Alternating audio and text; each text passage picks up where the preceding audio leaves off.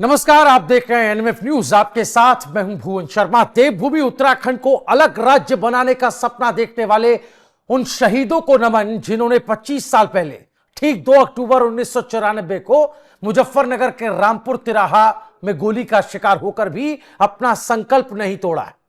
आज जब उत्तराखंड अपनी चांदी जड़ चुका है, यानी रजत जयंती मनाने जा रहा है, तो सवाल उठता है क्या हम अपनी धरती को वैसा ही रख पाएंगे जैसा सपना था।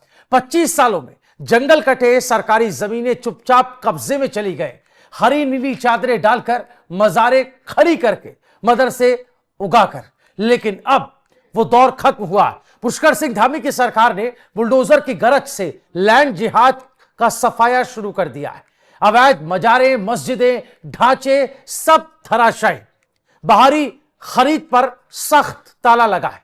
यूसीसी की दीवार खड़ी कर दी गई है। भू कानून, ऑपरेशन कालनेमी ने जिस तरह फर्जी संतों का पर्दाफाश किया है, वो हम अपनी आंखों के सामने होता देख रहे हैं। वहीं लव जिहाद, थूक जिहाद पर भी धामी का धाकड़ अभियान जारी है। दोस्तों, ये सिर्फ कार्रवाई नहीं है, यह एक्शन नहीं है, बल्कि देवभूमि का एक संकल्प है जहां बद्री केदार की ज्योति जलती रहे, जनसांख्यिकी सुरक्षित रहे और कोई चादर डालकर धरती ना लूट सके।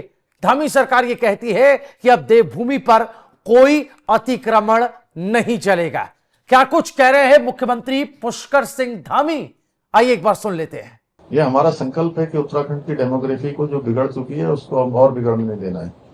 किसी भी कीमत पर डेमोग्राफी है, सांस्कृतिक मूल्य हैं, राज्य का देवभूमि का मूल अस्तित्व है, वो किसी कीमत पर नहीं बदलना चाहिए। उसके लेकर लगातार हम काम कर रहे हैं और इसीलिए हमने 9,000 एकड़ से अधिक जो जमीनें हैं इस अतिक्रमण से मुक्त कराई हैं और जो अवैध रूप से चलने वाले तमाम प्रकार के ऐसे संस्थान थे, उन संस्थानों को बंद करवाया है। तमाम पर कार्रवाइयां की हैं। स्थापना के जो ऐसे स्ट्रक्चर बन गए थे जो अवैध थे या इंक्रोचमेंट था, उन सभी को हटाया। तो सुना आपने, 25 साल पूरे होने पर सीएम धामी ने लैंड जिहाद को लेकर, डेमोग्राफी चेंज को लेकर प्रेस कॉन्फ्रेंस में जनता के सामने स्पष्ट कर दिया कि सरकार का इरादा इन मुद्दों को लेकर क्या है और आने वाले वक्त में कितनी गंभीरता से सरकार इस पर काम करेगी। इस पर हम बातचीत करेंगे, लेकिन उससे पहले कुछ जानकारियां ग्राफिक्स के जरिए आपके सामने रखते हैं। ये देखिए, लैंड जिहाद से शुरुआत करते हैं। कितनी जमीनें मुक्त हुई आप देखिए। कुल 9,000 से ज्यादा, 9,000 एकड़ से ज्यादा सरकारी वन भूमि लैंड जिहादियों से मुक्त कराई। अक्टूबर 2025 तक का यह आंकड़ा। प्रगति देखिए कैसे रफ्तार बढ़ी है। 2023 में 5,000 एकड़, 2024 में 7,000 एकड़, 2025 में 9,000 से ज्यादा एकड़ सरकारी जमीन या वन की भूमि लैंड जिहादियों से मुक्त कराई गई। धामी सरकार में अवैध निर्माण किस तरह ध्वस्त हुए, इसकी बानगी भी देखिए। 550 से ज्यादा अवैध मजारें ध्वस्त हुई, 2 अवैध मस्जिदें हटाई गई, 500 से ज्यादा अवैध ढांचे तोड़े गए। चलिए अवैध मदरसों पर एक्शन की बात कर लेते हैं। 250 से ज्यादा अवैध मदरसे या तो सील किए गए या तो बंद किए गए। 1 जुलाई 2026 से मदरसा बोर्ड खत्म कर दिया गया। राज्य शिक्षा बोर्ड का पाठ्यक्रम अनिवार्य कर दिया गया। इसके अलावा कानून सुधार की बात करें तो भू कानून संशोधन 2025 सरकार लेकर आई। बाहरी लोगों द्वारा कृषि उद्यान भूमि खरीद पर सख्त प्रतिबंध लगा दिया गया। 250 वर्ग मीटर तक आवासीय खरीद की सीमा तय कर दी गई। इसके अलावा धर्मांतरण, दंगा विरोधी कानून यानी लव जिहाद, थूक जिहाद और लैंड जिहाद पर कड़ी सजा का प्रावधान किया गया। चलिए बात करते हैं यूसीसी की, समान नागरिक संहिता। सभी नागरिकों के लिए समानता सुनिश्चित की गई। जनवरी 2025 से इसे लागू किया गया। अब धामी के धाकड़ अभियान देख लीजिए। ऑपरेशन कालनेमी चलाया जिसने पूरे देश में चर्चा बनी। फर्जी संतों और ठगों पर जिस तरह कार्रवाई हुई, सनातन धर्म को बदनाम करने वालों को पकड़ा गया। इसके अलावा वन संरक्षण की बात करें, 330 से ज्यादा मजारे 2023 तक का यह आंकड़ा है और अवैध होटल रिजॉर्ट्स पर भी बुलडोजर चलाए गए। तो दोस्तों, ये वो जानकारियां हैं जो ये तस्दीक करती है, बताती है कि मौजूदा पुष्कर सिंह धामी की सरकार इन मुद्दों को लेकर कितनी गंभीर है। ये मुद्दे कितनी बड़ी एक समस्या प्रदेश के लिए, सूबे के लिए बनते जा रहे हैं, नासूर बनते जा रहे हैं और इस पर काम करने के लिए सरकार ने अपनी प्राथमिकताएं तय कर दी हैं। तब जब 25 साल उत्तराखंड को पूरे हो रहे रजत जयंती वर्ष में देवभूमि प्रवेश कर रही है। ऐसे में इन पर मंथन विचार करना बहुत जरूरी हो जाता है। और हमारे साथ इसी पर बात करने के लिए मुस्लिम स्कॉलर मुफ्ती शामुन काजमी साहब जुड़ गए हैं, जो कि मुस्लिम स्कॉलर के तौर पर अपनी पहचान रखते हैं। इसके अलावा उत्तराखंड मदरसा एजुकेशन बोर्ड के आप चेयरमैन भी हैं। बहुत बहुत स्वागत है मुफ्ती साहब आपका। ये जो विषय है जो देवभूमि से जुड़ा हुआ है और लैंड जिहाद से सीधे सीधे जुड़ा हुआ है, अभी 25 साल पूरे कर रहा उत्तराखंड, इसी को लेकर के प्रेस कॉन्फ्रेंस में एक सवाल पत्रकार ने मुख्यमंत्री महोदय से पूछा। जवाब में उन्होंने कहा कि डेमोग्राफी को लेकर सरकार बहुत गंभीर है और 9000 से ज्यादा एकड़ जमीन हमने मुक्त कराई है। तो इस अभियान को कैसे देखते हैं आप? ये अब तक जो चला है वो कितना कामयाब हुआ है और आगे कितनी उम्मीद आपको नजर आ रही है इसके कामयाब होने की? हाँ, सबसे पहले तो मैं उत्तराखंड राज्य की रजत जयंती पर अपने तमाम उत्तराखंड राज्य में बसने वाले लोग और उत्तराखंड देवभूमि में कि जितने हमारे नागरिक हैं सबको हार्दिक शुभकामनाएं और बधाई देता हूं। और उन्हें श्रद्धांजलि अर्पित करता हूं जिन शहीदों के खून से 2 अक्टूबर 1994 को प्रदेश की और देश की सड़कें लाल हुई और उन्होंने अपना बलिदान दिया। और फलस्वरूप भारतीय जनता पार्टी के यशस्वी स्वर्गीय प्रधानमंत्री श्री अटल बिहारी वाजपेयी ने उत्तराखंड राज्य के उन बलिदानियों के बलिदान का सम्मान करते हुए उत्तराखंड को राज्य का दर्जा दिया। 9 नवंबर को उसके 25 साल पूरे हो जाएंगे। तो मैं समझता हूं कि ये एक बहुत बड़ा काम हुआ है और उन शहीदों का खून रायगा नहीं गया है। मैं उन सबसे पहले उन्हें हार्दिक श्रद्धांजलि अर्पित करते हुए प्रदेश के यशस्वी मुख्यमंत्री श्री पुष्कर सिंह धामी जी, मैं उनका आभार भी व्यक्त करता हूं और उन्हें शुभकामनाएं और बधाई भी देना चाहता हूं कि 70 साल के अंदर ऐसे हमारे माननीय प्रधानमंत्री श्री नरेंद्र मोदी जी के बाद हमारे प्रदेश के मुख्यमंत्री श्री पुष्कर सिंह धामी जी हैं, जो एक साधारण घर के अंदर पैदा हुए सैनिक पुत्र हैं। उन्होंने वो कर दिखाया है जो 70 साल में लोगों ने तुष्टीकरण का रास्ता अपना करके वर्ग विशेष को अपना एक वोट बैंक बनाया और वोट बैंक बनाने पर उनका तुष्टीकरण तो करते रहे, उनका कल्याण नहीं किया। जैसे आपने कहा कि जो डेमोग्राफी की बात आई, डेमोग्राफी से लेकर के नाजायज जमीनों के ऊपर कब्जे तक की बात, जैसे आपने कहा कि मजारों के माध्यम से उन वन विभाग की जमीनों पर कब्जा करना जिनके पास कोई डॉक्यूमेंट्स नहीं है, उन तमाम चीजों को संज्ञान में रखते हुए हमारे माननीय मुख्यमंत्री श्री पुष्कर सिंह धामी जी ने प्रदेश की उस कीमती 9000 एकड़ जमीन को आजाद कराया। तो मैं ये स्पष्ट करना चाहता हूं कि ये उन भूमाफियाओं से आजाद कराया है, किसी लीगल पर, किसी जायज जगह पर उनकी कार्रवाई नहीं हुई है, बल्कि नाजायज आपसे थोड़ा ये भी समझना चाहता हूं। देखिए, जब ये मुद्दा उठता है तो उत्तराखंड में विपक्ष एक बात जोर से उठाता है कि ये इसको धार्मिक रंग देने की कोशिश सरकार करती है। मतलब इसको इस फैसलों को सियासी चश्मे से देखने की आदत विपक्ष की उत्तराखंड में हो गई है।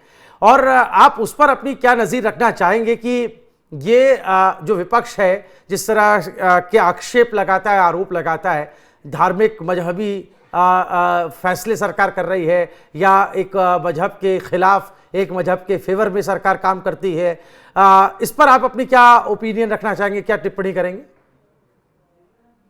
देखिए, मैं ये स्पष्ट कहना चाहता हूं कि विपक्ष, विशेषकर कांग्रेस ने 60 साल इस देश पर बगैर किसी दूसरे के राज किया और उनका एक ही मकसद था कि सत्ता को पर कब्जा करके किस तरह से अपना कल्याण किया जा सकता है। तो उन्हें इससे कोई मतलब नहीं था कि जो वर्ग हैं देश के अंदर रहते हैं, मैं विशेषकर मुस्लिम वर्ग की बात करूंगा, उनके कल्याण के लिए उन्होंने कोई कार्य नहीं किया, बल्कि जिसे तुष्टीकरण हम कहते हैं वही अपीसमेंट की पॉलिसी उन्होंने अपनाई और उन्हें एजुकेशन से, मेन स्ट्रीम की जो एजुकेशन थी उससे दूर किया ताकि वो वोट बैंक बने रहें। और उसकी मिसाल राजेंद्र सिंह सच्चर, जो सच्चर कमेटी कहलाती है, वो कांग्रेस ने ही अपने जमाने के अंदर गठित की थी। उन्हीं के जमाने के अंदर उसकी रिपोर्ट आई,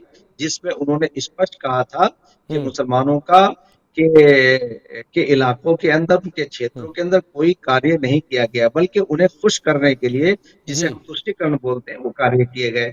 तो कांग्रेस ने हमेशा से वर्ग विशेष के वोट लेने के लिए एक को एक बात आई थी हरीश रावत से जोड़ करके पार्टी मुस्लिम यूनिवर्सिटी की एक चर्चा चली थी एक वक्त में, आपको याद होगा चुनाव का वक्त था, उस पर आप क्या कुछ कहना चाहेंगे? और ऐसी देखिए, मैं फिर वही आ रहा हूं, मैं तुष्टीकरण पर ही आना चाहता हूं। आप विपक्ष को तुष्टीकरण के पैमाने पर कहां नापते हैं? क्योंकि इसमें कोई दो राय नहीं है कि उत्तराखंड में भी ये करने की कोशिश हुई है एक लंबे वक्त तक। नहीं, आप बताइए कि लंबे समय तक इन्होंने काम किया। आज अगर आप एनालाइज करेंगे, आप उसका आप एक सर्वे कराइए, तो आपको मालूम हो जाएगा कि कांग्रेस के कार्यकाल के अंदर अलावा तुष्टीकरण के कुछ नहीं हुआ। इनके जमाने के अंदर कोई कल्याण मुसलमानों का नहीं हुआ। अगर आप देखते हैं कि आज जब से 2014 में प्रधानमंत्री Shri Narendra Modi ji as a prime minister के भारत में उन्होंने अपना कार्य शुरू किया, तो बगैर किसी भेदभाव के सबका साथ, सबका विकास, सबका विश्वास और सबका प्रयास को शामिल किया। और उनके अंतर्गत, यानी भारत की जो राज्य हैं, और विशेषकर उत्तराखंड राज्य, माननीय मुख्यमंत्री श्री पुष्कर सिंह धामी जी के नेतृत्व के अंदर उन्होंने बगैर किसी भेदभाव के तमाम वर्गों का कल्याण किया है। एक कानून ऐसा नहीं है उत्तराखंड राज्य के अंदर जो किसी वर्ग के खिलाफ हो, बल्कि तमाम योजनाएं हर वर्ग को साथ लेके चलने की है। मगर उसी के साथ साथ ये भी है कि अनडिसिप्लिन से माननीय मुख्यमंत्री श्री पुष्कर सिंह धामी जी कोई समझौता नहीं करते हैं, और एक अच्छे शासक की यही पहचान होती है। आप उत्तराखंड मदरसा एजुकेशन बोर्ड के चेयरमैन हैं, मैं आपसे ये सवाल पूछना चाहता हूं, इस पर भी जो एक धुंधली तस्वीर पेश करने की कोशिश की जाती है, एक नैरेटिव बनाने की कोशिश की जाती है कि मदरसा को समाप्त करके फिर एक मुस्लिम वर्ग के खिलाफ एक एजेंडे के तहत सरकार काम करती है, जो ये आरोप लगता है। और मदरसा बोर्ड जब खत्म किया तो इसी तरह की बात आई। तो मदरसा बोर्ड को खत्म करने की जो एक पहल फैसला जिसको कहा जा रहा है, और राज्य शिक्षा बोर्ड का जो पाठ्यक्रम अनिवार्य करने की जो बात कही गई है, इसको आप कैसे देखते हैं कि मुस्लिम स्कॉलर होने के नाते? क्योंकि आप ये कह रहे हैं कि जब तक मुस्लिम वर्ग पढ़ेगा नहीं तब तक वो बढ़ेगा नहीं, तो इस पर आपकी क्या टिप्पणी है? मेरे सवाल का आपने स्वयं जवाब दे दिया कि मैं ये बात इसलिए कह रहा हूं कि इस 60 साल के कार्यकाल को जो हम कांग्रेस के देखते हैं और 11 साल के कार्यकाल को हम प्रधानमंत्री के देखते हैं, तो हमें जमीन आसमान का अंतर नजर आता है। और अगर हम उत्तराखंड राज्य के अंदर अपने माननीय मुख्यमंत्री पुष्कर सिंह धामी जी के कार्यकाल को देखते हैं, तो वो सुनहरे शब्दों से लिखे जाने के लायक है। यानी प्राइम मिनिस्टर श्री नरेंद्र मोदी जी के कार्यक्रमों को अगर किसी ने लागू किया है, भली भांति लागू किया है और लोगों के कल्याण के लिए काम किया है, तो वो माननीय पुष्कर सिंह धामी जी हैं। और हमारे उत्तराखंड राज्य के अंदर जो आपने मदरसा बोर्ड का जिक्र किया, मैं यही बात कहना चाहता हूं कि मेन स्ट्रीम की एजुकेशन जब तक किसी भी वर्ग के, यानी मुसलमान हो या अन्य वर्ग हो, अगर वो मेन स्ट्रीम से नहीं जुड़ेंगे तो उनका कल्याण नहीं होगा। तो माननीय मुख्यमंत्री श्री पुष्कर सिंह धामी जी ने अगर मदरसा बोर्ड को डिसॉल्व करके, बल्कि मैं तो ये कहूंगा कि उसका विस्तार किया है उन्होंने, और विस्तार इस तरह से उसे मैं कह रहा हूं कि अब तक सिर्फ और सिर्फ मुसलमानों को उस बोर्ड से मदरसों को प्रमाण पत्र मिलते थे, मान्यता मिलती थी। अब उसका शैक्षणिक प्राधिकरण बनने के बाद जो अल्पसंख्यक समाज के अंदर छह समाज आते हैं, यानी मुस्लिम, सिख, ईसाई, बौद्ध और पारसी, जैन आदि, तो इन सबको मिलाकर के एक प्राधिकरण बना दिया गया और सबको एक ही छत से सबको प्रमाण पत्र मिलेगा, और उनका जो सिलेबस होगा वो राज्य शिक्षा बोर्ड का होगा। और राज्य शिक्षा बोर्ड एक समान एजुकेशन की तरफ माननीय मुख्यमंत्री श्री पुष्कर सिंह धामी जी का एक अहम कदम, बिल्कुल मुफ्ती साहब, देखिए जिहाद को लेकर के भी सरकार काम कर रही है, यूसीसी पर तो फैसला लिया ही गया, कानून बनाया गया, और उसके अलावा मैं पूरा कर दूं, जी बताएं। मैं इसे पूरा कर दूं। जरा मैं 1 सेकंड में पूरा कर दूं इसे। तो मैं ये कहना चाहता हूं कि मदरसों की जो एजुकेशन थी वो सिर्फ धार्मिक एजुकेशन देते थे। आज मेन स्ट्रीम की एजुकेशन जब उन बच्चों को मिलेगी तो वो उनका भविष्य अच्छा होगा। वो इंजीनियर बन सकते हैं, डॉक्टर बन सकते हैं, आईएएस और आईपीएस भी बन सकते हैं। तो ये कदम माननीय मुख्यमंत्री श्री पुष्कर सिंह धामी का वर्ग विशेष के हक में है, उनके उनके खिलाफ नहीं है, बल्कि जो समान शिक्षा का अधिकार सारे बच्चों को मिलना चाहिए, ये माननीय मुख्यमंत्री श्री पुष्कर सिंह धामी जी का उस पर अहम कदम है। बिल्कुल, आप कह हाँ, रहे हैं कि अंकुश साइंटिफिक लगाते हैं अप्रोच वो आपकी बात में मुझे नजर आ अनियमितताओं रही है पर। कि साइंटिफिक अप्रोच होनी चाहिए। कोई भी पढ़ाई आप करते हैं, कहीं पे भी आप तालीम लेते हैं, तो उसमें वैज्ञानिक दृष्टिकोण होना बहुत जरूरी है। वो तभी आएगा जब आप मुख्य धारा की शिक्षा नीति से जुड़ पाएंगे, अपने आप को जोड़ पाएंगे, ना कि आप सिर्फ मजहबी शिक्षा पर ही अपना फोकस करेंगे या फिर वो जो रूढ़िवादिता है, कट्टरवादिता है, उसकी तरफ ही रहेंगे। तो ये बहुत अहम पहलू आपने उठाया। एक जाते जाते एक सुझाव मैं आपसे मांगना चाहता हूं। आप सरकार को क्या सुझाव देना चाहेंगे? 25 साल उत्तराखंड अपने पूरे कर रहा है, ऐसे में धामी सरकार जो काम कर रही है, मैंने जिहाद की बात की, यूसीसी की बात की, आप देखिए यहाँ मदरसा को लेकर के जिस तरह से सरकार ने एक शैक्षणिक पुनर्जागरण हो मुस्लिमों में, इसको लेकर के सरकार काम कर रही है। ऐसा और कौन सा काम सरकार को करना चाहिए या आने वाले वक्त में हमें देखने को मिल सकता है जो बहुत जरूरी है उत्तराखंड में, जिस पर फैसला लिया जाए, जिसको लेकर के अब तक पिछली सरकारें इच्छा शक्ति नहीं दिखा पाई थी? देखिए, माननीय मुख्यमंत्री श्री पुष्कर सिंह धामी जी की मैं समझता हूं जो उनका 4 साल का ये कार्यकाल है, ये बहुत ही उपलब्धियों से भरा हुआ है। और इन 70 सालों के अंदर जो देश को आजादी के बाद एक ऐसा मुख्यमंत्री इन 25 सालों के अंदर मिला है कि जिसने प्रदेश को अपने आप को समर्पित किया है।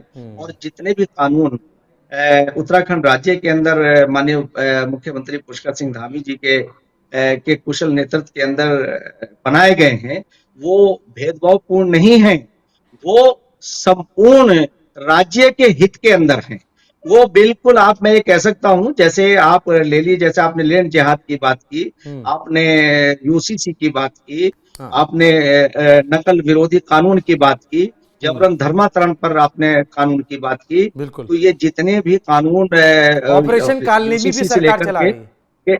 हाँ, ऑपरेशन कालनेमी को ले लीजिए, तो आप ये देखिए कि ऑपरेशन कालनेमी इतना कामयाब हमारा ये ऑपरेशन रहा है कि जो लोग भेष बदल करके कालनेमी नाम का एक प्राचीन काल में एक बहरूपिया था, उसी तरह के बहरूपियों को सलाखों के पीछे डाला गया और उसमें कोई भेदभाव नहीं किया गया। कोई भी किसी भी धर्म का हो और किसी भी क्षेत्र का हो। इसी तरह से यूसीसी, मैं आपके सामने स्पष्ट करना चाहता हूं कि यूसीसी समानता के लिए है, अनियमितताओं के ऊपर अंकुश लगाने के लिए है। वो किसी वर्ग विशेष के या मुस्लिम समाज के खिलाफ नहीं है, बल्कि उन कुरीतियों पर अंकुश लगाने के लिए है जो कुरीतियां समाज के अंदर दाखिल कर दी गई थी। माननीय मुख्यमंत्री श्री पुष्कर सिंह धामी जी इस यूसीसी के जरिए से महिलाओं को सम्मान मिलेगा, उन्हें और एक यूनिटी पैदा होगी, एक देश श्रेष्ठ देश की तरफ हम चले हैं। आप कोई भी कानून, आप जो लैंड जिहाद की जो बात करते हैं, जिहाद का मतलब क्या है कि वो संघर्ष कर रहे हैं उन जमीनों पर कब्जा करने के लिए। तो जब उन शब्दों का इस्तेमाल करते हैं तो इन्हें लगता है कि हमारे खिलाफ बोल रहे हैं। वो उनके खिलाफ नहीं बोल रहे हैं, बल्कि वो उस जमीन को कब्जा मुक्त कराने की बात कर रहे हैं जिस जमीन पर आपने गैर इस्लामिक नजरिया अपना करके, इस्लाम तो मना करता है, कोई भी धर्म, सनातन धर्म हो, इस्लाम हो, वो नाजायज किसी की जमीन पर कब्जा करने की बात को नकारता है। इसी तरह से डेमोग्राफी की बात आपने की, सरकार ने यहाँ पर एक तमगा देने के लिए किया है, एक तरीके से एक निशानदेही है कि जो लोग, ये तमगा उन्हीं लोगों के लिए है जो ऐसा कर रहे हैं।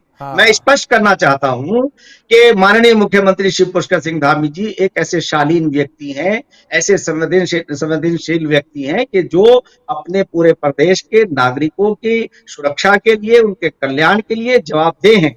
और उत्तराखंड राज्य जिन आंदोलनकारियों के बलिदानों से बना है, वो उसके ऊपर कारबंद है। और उसी की मिसाल है कि 2 दिन का विशेष सत्र रख करके उन्होंने पूरे देश और प्रदेश को ये बताने का काम किया है कि हम अपने प्रदेश के लिए, जागरूक हैं, चाहे डेमोग्राफी के जरिए से कोई प्रदेश के संतुलन को खराब करना चाहे, तो मैं स्पष्ट करना चाहता हूं कि डेमोग्राफी, अब देखिए आपने पिछले दिनों कहा था कि कुछ लोगों ने अपनी ग्राम प्रधानी तक को हासिल करने के लिए अपनी बेटियों का, बहुओं का, जहां से या जो यहां से चले गए उन तक के वोट बनवा लिए हैं। डेमोग्राफी इसी को बोलते हैं कि ताकि हम सत्ता को पा सकें। तो मैं समझता हूं कि ये सारी चीजों पर माननीय मुख्यमंत्री पुष्कर सिंह धामी जी का जो कार्य है वो किसी भी वर्ग के खिलाफ नहीं है। मुसलमानों को चाहिए कि वो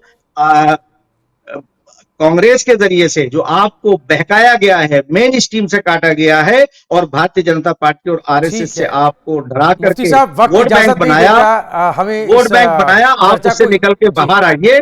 जी, हमें चर्चा को यहीं पर विराम देना होगा। बहुत शुक्रिया मुफ्ती साहब आपका हमारे साथ जुड़ने के लिए, और आपने इतने कम वक्त में इन तमाम मुद्दों पर बात की, और हम दर्शकों तक ये बात पहुंचा पाने में भी शायद कामयाब रहे होंगे कि एक जो आधुनिक सोच है वो कितनी ज़रूरी है, न सिर्फ आवाम के लिए बल्कि नेतृत्व के लिए भी। और प्रदेश के नेतृत्व की बात मुफ्ती शामुन काज़मी साहब ने की कि किस तरह से एक साइंटिफिक अप्रोच है मुस्लिमों की शिक्षा को लेकर के, और जिस तरह से लैंड जिहाद पर सरकार काम कर रही है, उससे जो सरकारी संपदा है जिस पर कुछ लोग तथाकथित कुछ लोग कब्जा जमाए बैठे थे, उनसे मुक्त कराकर सरकार उनसे अब राजस्व भी ले सकती है। सरकार उन जमीनों से जो है वो लोगों का भला भी कर सकती है। बहुत शुक्रिया मुफ्ती साहब आपका। उम्मीद करते हैं आपको ये चर्चा पसंद आई होगी। आपका इस पर क्या कुछ कहना है, आप हमें अपनी राय कमेंट कर बता सकते हैं। इस वीडियो को ज्यादा से ज्यादा शेयर करें।